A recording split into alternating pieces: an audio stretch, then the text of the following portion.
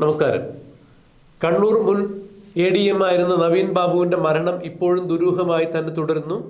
ഈ മരണത്തിൽ CBI അന്വേഷണം ആവശ്യപ്പെട്ടുകൊണ്ട് അദ്ദേഹത്തിന്റെ ഭാര്യയും കുടുംബക്കാരും ബഹുമാനപ്പെട്ട ഹൈക്കോടതിയിൽ നൽകിയിരിക്കുന്ന ഹർജിയിൽ നാളെ ഹൈക്കോടതി വാദം കേൾക്കുന്നു. ഇതിനിടയിൽ ഇന്ന് സർക്കാർ നിർണായകമായ മറ്റു ചില തീരുമാനങ്ങൾ എടുത്തിരിക്കുന്നു. ഒരു കാരണവശാലും ADM നവീൻ ബാബുവിന്റെ മരണവുമായി ബന്ധപ്പെട്ടുള്ള അന്വേഷണത്തിന് കേരള പോലീസ് രൂപീകരിച്ചിരിക്കുന്ന സ്പെഷ്യൽ ഇൻവെസ്റ്റിഗേഷൻ ടീം അല്ലാതെ മറ്റൊരു അന്വേഷണ ഏജൻസി അന്വേഷിക്കേണ്ടതില്ല എന്ന തീരുമാനം കൃത്യമായി സർക്കാർ എടുത്തിരിക്കുന്നു. CBI അന്വേഷണം വേണ്ട എന്ന നിലപാടിലേക്ക് സർക്കാർ എത്തിച്ചേർന്നിരിക്കുന്നു. നാളെ അത് കോടതിയിൽ രേഖാമൂലം അറിയിക്കും എന്ന് തന്നെയാണ് അറിയാൻ കഴിയുന്നത്.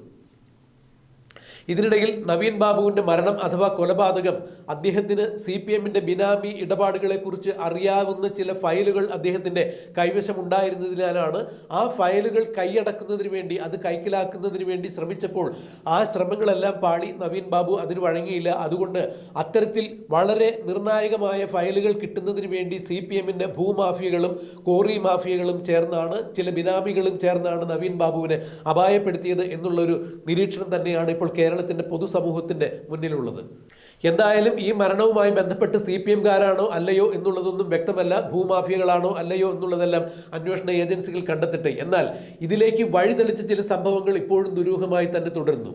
നവീൻ ബാബു തന്റെ യാത്രയയപ്പ് ദിവസം തന്റെ ക്വാർട്ടേഴ്സ് പൂട്ടി 2 ബാഗുകളുമായി തന്നെയാണ് ഓഫീസിലെത്തിയത് എന്ന് സഹപ്രവർത്തകർ പറയുന്നു. യാത്രയയപ്പ് ചടങ്ങിന് ശേഷം ബാഗുകളുമായി നാട്ടിലേക്ക് തിരിച്ചു പോകാൻ വേണ്ടി തന്നെയായിരുന്നു അദ്ദേഹത്തിന്റെ യാത്രാ പരിപാടി. അതിനുവേണ്ടി രാത്രി ട്രെയിനിൽ സീറ്റ് ബുക്ക് ചെയ്തിട്ടുണ്ടായിരുന്നു. വൈകുന്നേരം യാത്രയയപ്പ് ചടങ്ങ് കഴിഞ്ഞതിന് ശേഷം രാത്രി വണ്ടിയിൽ തന്നെ പത്തനംതിട്ട മലയാളപ്പുഴയിലേക്ക് തിരിക്കുവാൻ വേണ്ടി അദ്ദേഹം എല്ലാ തയ്യാറെടുപ്പുകളും നടത്തിയിരുന്നു. അതുകൊണ്ട് തന്നെ ക്വാർട്ടേഴ്സ് പൂട്ടി അദ്ദേഹത്തിന്റെ ബാഗും മറ്റ് സാധന സാമഗ്രികളുമായി ആണ് അദ്ദേഹം ഓഫീസിലെത്തിയത് എന്ന് സഹപ്രവർത്തകർ സാക്ഷ്യം പറയുന്നു.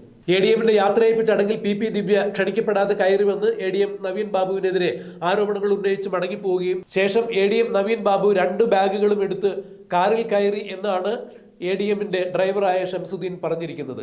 എന്നാൽ മുനീശ്വരൻ കോവിൽ ഭാഗത്ത് തനിക്ക് ഇറങ്ങണം, തനിക്ക് അവിടെ ഒരാളെ കാണാനുണ്ട് എന്ന് പറഞ്ഞുകൊണ്ട് ADM നവീൻ ബാബു അവിടെ ഇറങ്ങുമ്പോൾ 2 ബാഗുകൾ ADMന്റെ കയ്യിൽ ഉണ്ടായിരുന്നു എന്നുള്ള കാര്യത്തിൽ ഷംസുദ്ദീൻ യാതൊരു തരത്തിലുള്ള മൊഴികളും നൽകിയിട്ടില്ല, ഉറപ്പ് പറഞ്ഞിട്ടില്ല. ഇവിടെ മുതൽ സംശയം ആരംഭിക്കുന്നു. കാരണം നവീൻ ബാബുവിന്റെ കയ്യിൽ ഉണ്ടായിരുന്നു എന്ന് പറയപ്പെടുന്ന കോൺഫിഡൻഷ്യൽ ആയിട്ടുള്ള ആ ഫയലുകൾ ഒരുപക്ഷെ ആ ബാഗിലായിരിക്കാം ഉണ്ടായിരിക്കുക. അതോ അദ്ദേഹം ആ ഫയലുകൾ നേരത്തെ വേറെ ആരെയെങ്കിലും ഉത്തരവാദിത്തപ്പെട്ട ആളുകളെ ഏൽപ്പിച്ചിരുന്നോ എന്നുള്ളതും സംശയം തന്നെയാണ്. ഒരുപക്ഷെ അദ്ദേഹത്തിന്റെ വീട്ടിലോ അല്ലെങ്കിൽ മറ്റേതെങ്കിലും ലോക്കറിലോ ഏൽപ്പിച്ചിട്ടുണ്ടോ എന്നുള്ളതെല്ലാം കണ്ടെത്തേണ്ടത് തന്നെയാണ്. എന്തായാലും നവീൻ ബാബു മുനീശ്വരൻ കോവിൽ ഭാഗത്ത് വൈകുന്നേരം വണ്ടിയിൽ വന്നിറങ്ങുമ്പോൾ ഡ്രൈവർ ഷംസുദ്ദീൻ അദ്ദേഹത്തെ അവിടെ ഇറക്കി വിടുമ്പോൾ അവിടെ ബാഗുമായാണ് നവീൻ ബാബു ഇറങ്ങിയത് എന്ന് ഒരു കാരണവശാലും ഷംസുദ്ദീൻ പോലീസിന് മൊഴി നൽകിയിട്ടില്ല.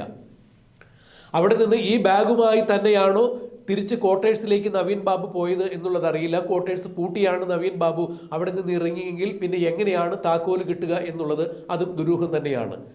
പിറ്റേ ദിവസം രാവിലെ നവീൻ ബാബു ക്വാർട്ടേഴ്സിൽ തൂങ്ങി മരിച്ച നിലയിൽ കാണുമ്പോൾ പോലീസാണ് അവിടെ ആദ്യം എത്തുന്നത്. പോലീസ് എത്തിയതിനു ശേഷം അവിടെ ബന്ദോബസ്താക്കുകയായിരുന്നു.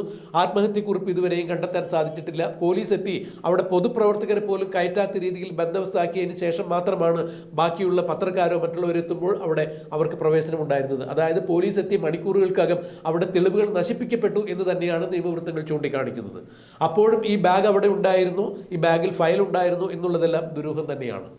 എന്നാൽ നവീൻ ബാബുവിന്റെ മരണവുമായി ബന്ധപ്പെട്ട് land revenue joint assistant commissioner Geetha IAS നടത്തിയ അന്വേഷണങ്ങളിലെല്ലാം നവീൻ ബാബു കറകളഞ്ഞ ഉദ്യോഗസ്ഥനായിരുന്നു. അദ്ദേഹത്തിന് ഇതുവരെയും ഒരു അഴിമതിയുടെ ട്രാക്ക് റെക്കോർഡ് ഇല്ല. 19ാമത്തെ വയസ്സിൽ ജോലിയിൽ പ്രവേശിച്ച നവീൻ ബാബു തന്റെ അധ്വാന ഫലമായി തന്നെയാണ് പടിപടിയായിട്ട് ഡെപ്യൂട്ടി കളക്ടർ വരെ എത്തി നിന്നത് എന്നുള്ളതാണ് അറിയാൻ സാധിക്കുന്നത്.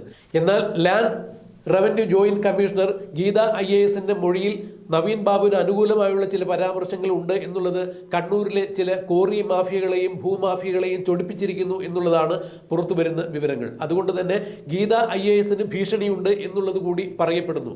മാത്രമല്ല ഈ ഫയൽ, അതായത് കാണാതായ ഫയൽ നവീൻ ബാബുവിന്റെ കുടുംബത്തിലോ നവീൻ ബാബുവിന്റെ ഭാര്യയുടെ പക്കലോ ഉണ്ടോ എന്നുണ്ടെങ്കിൽ ഏത് വിധേനയും തങ്ങളത് കൈക്കലാക്കും എന്നുള്ള ചില കിംവദന്തികൾ കൂടി ഇപ്പോൾ കണ്ണൂരിൽ നിന്നും കേൾക്കുന്നുണ്ട്. അതായത് land revenue joint commissioner Geetha IASനും ഭീഷണി ഉള്ളതുപോലെ നവീൻ ബാബുവിൻ്റെ ഭാര്യയ്ക്കും ഇതൊരു ഭീഷണിയായി മാറുന്നു എന്ന് വേണം മനസ്സിലാക്കാൻ. കാരണം ഏത് വിധേനയും ഈ ഫയൽ തങ്ങളുടെ കയ്യിൽ കിട്ടുക എന്നുള്ളത് കണ്ണൂരിലെ ബിനാമി ഇടപാടുകാരായ ചില ലോബികളുടെയും ഭൂമാഫിയകളുടെയും കോറി മാഫിയകളുടെയും ആവശ്യം തന്നെയാണ്. ഇത് കൈവശപ്പെടുത്തുന്നതിന് വേണ്ടി തന്നെയാണ് നവീൻ ബാബുവിനെ അവർ കൊലപ്പെടുത്തിയത് എന്നുള്ള ഒരു കിംവദന്തി പരക്കുമ്പോൾ തന്നെ ഈ ഫയൽ ഇനിയും കിട്ടിയിട്ടില്ല എന്നുണ്ടെങ്കിൽ അത് ഒരുപക്ഷെ നവീൻ ബാബു വീട്ടിലോ അല്ലെങ്കിൽ തൻ്റെ ഭാര്യയെയോ വേറെ ആരെയെങ്കിലും ഏൽപ്പിച്ചിട്ടുണ്ടെങ്കിൽ അവർക്ക് കൂടി ഇപ്പോൾ ജീവന് ഭീഷണി ഉണ്ടാകുന്ന തരത്തിലുള്ള ചില കിംവദന്തികളാണ് പരക്കുന്നത് എന്നാണ് അറിയാൻ കഴിയുന്നത്.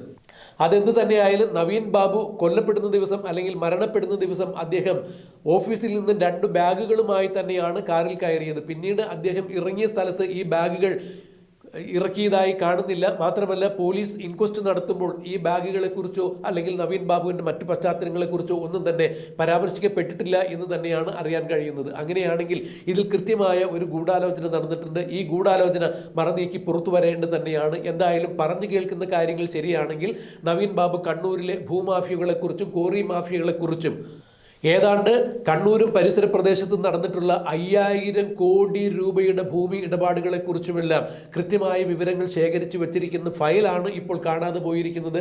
ഈ ഫയൽ കൈയടക്കുന്നതിന് വേണ്ടിയാണ് ഒരുപക്ഷെ ഭൂമാഫിയ നവീൻ ബാബുവിനെ അപായപ്പെടുത്തിയത് എന്നുള്ള വിവരങ്ങളുമെല്ലാം പുറത്തു വരുമ്പോൾ എന്താണ് സത്യാവസ്ഥ എന്നുള്ളത് ഇനിയും അന്വേഷണത്തിലൂടെ കണ്ടെത്തേണ്ടതാണ്. അത് അന്വേഷണ ഉദ്യോഗസ്ഥന്മാർ കണ്ടെത്തും എന്ന് തന്നെ നമുക്ക് വിചാരിക്കാം. എന്തായാലും ഈ വിഷയത്തിൽ CBI അന്വേഷണം ഹൈക്കോടതി അനുവദിക്കുമോ ഇല്ലയോ എന്നുള്ളത് കണ്ടറിയാം, കാത്തിരിക്കാം.